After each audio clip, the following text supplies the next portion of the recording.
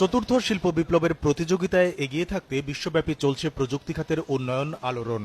আর এই উন্নয়নের ধারাবাহিকতায় বর্তমানে আলোচনায় রয়েছে ব্লকচেইন প্রযুক্তি।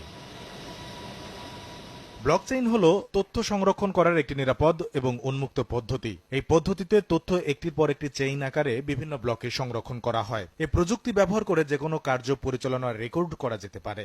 এটা এমন একটি বন্টনযোগ্য ডাটাবেজ যাতে অংশগ্রহণকারী পক্ষগুলির মধ্যে সব লেনদেনের তথ্য নথি আকারে রাখা যায়। প্রতিটি লেনদেন আবার সিস্টেমের সংখ্যা গরিষ্ঠতা দ্বারা যাচাই করা হয়। একবারে লেজারে কোনো তথ্য প্রবেশ করলে স্থায়ীভাবে তা থেকে যায় এবং কখনো মুছে ফেলা যায় না।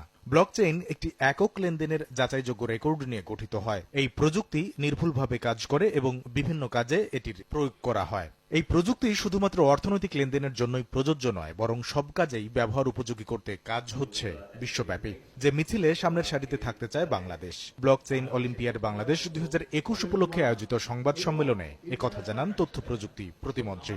ব্লকচেইনকে আমরা একটা ফাউন্ডেশন টেকনোলজি হিসেবে বিবেচনায় নিয়েছি, অর্থাৎ এই ফাউন্ডেশনের উপরেই আমাদের বিভিন্ন সফটওয়্যার সলিউশন প্ল্যাটফর্ম আমরা তৈরি করব